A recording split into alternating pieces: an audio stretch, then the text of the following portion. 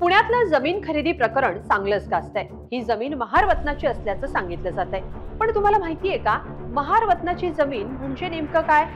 देशाला स्वातंत्र्य मिळण्यापूर्वी जेव्हा भारतात इंग्रजांचं सरकार होतं, तेव्हा ब्रिटिश कायद्यानुसार महार समाजाला शासनाची म्हणजे सरकारची सेवा करण्याच्या बदल्यात मिळणारी वंशपरंपरागत जमीन म्हणजे महारवतन जमीन राजाची किंवा सरकारची चाकरी करणाऱ्या व्यक्तींना किंवा जनतेची कामं करणाऱ्या व्यक्तींना पूर्वीच्या काळात राजांकडून किंवा ब्रिटिश सरकारकडून कसण्यासाठी जमीन दिली जायची।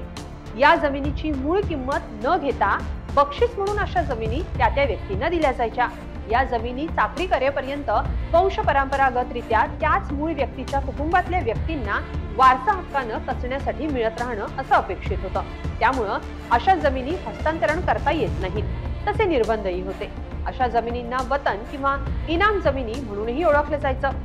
पण स्वातंत्र्य मिळाल्यानंतर 1958च्या मुंबई कनिष्ठ गाव वतन निर्मूलन कायद्यानुसार म्हणजे बॉम्बे इन्फिरियर विलेज वतन्स एबॉलिशन ऍक्ट 1958 नुसार ही वतन पद्धत बंद करण्यात आली आणि जमिनी शासनाच्या ताब्यात गेल्या। या जमिनी सामान्यतः भोगवटा वर्ग 2 म्हणजे ऑक्युपंट क्लास 2 या प्रकारच्या असतात। याचा अर्थ या जमिनीच्या हस्तांतरणावर म्हणजे खरेदी विक्रीवर निर्बंध असतात। असं करायचं असेल तर त्याला जिल्हाधिकाऱ्यांची पूर्व परवानगीशिवाय महारवतनाची जमीन विकता येत नाही किंवा हस्तांतरित करता येत नाही। परवानगी मिळाली तर जमिनीच्या बाजार मूल्याच्या काही टक्के रक्कम नजराणा म्हणून सरकारकडे भरावी लागते। या कायद्याचा मुख्य उद्देश वतनदारांना जमिनीचा मालकी हक्क देऊन त्यांचं सक्षमीकरण करणं हा होता, जेणेकरून ते केवळ सेवेवर अवलंबून राहणार नाही।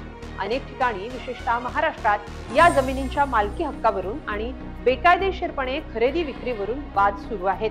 काही प्रकरणांमध्ये शासनाची परवानगी न घेता या जमिनींचे व्यवहार करण्यात आलेत, ज्याची आता कायदेशीर चौकशी सुरू आहे। थोडक्यात महारवतनातली जमीन ही विशेष कायदेशीर तरतुदींच्या अधीन असलेली जमीन आहे आणि तिची खरेदी विक्री करताना जिल्हाधिकाऱ्यांची परवानगी घेणं बंधनकारक असतं। पण पुण्यातल्या मोंढवामध्ये शीतल तेजवानीनं महारवतनाची जमीन अमेडिया कंपनीला विकली, ज्याची मूळ किंमत 1800 कोटी रुपये असताना हा व्यवहार 300 कोटी रुपयांना झाल्याचं समोर आलंय। तसंच हा व्यवहार करताना सरकारची स्टॅम्प ड्युटी म्हणजे कोट्यवधींचं मुद्रांक शुल्कही चुकवण्यात आलंय। या सगळ्या प्रकरणात आता कायदेशीर कारवाई होण्याची शक्यता आहे। सध्या 3 जणांवर गुन्हा दाखल झालाय, पण नेमकी काय कारवाई होती ते पाहणं महत्त्वाचं असेल। तुम्हाला काय वाटतं? कमेंटमध्ये नक्की लिहा आणि लोकमत.com ला सबस्क्राइब करा। धन्यवाद।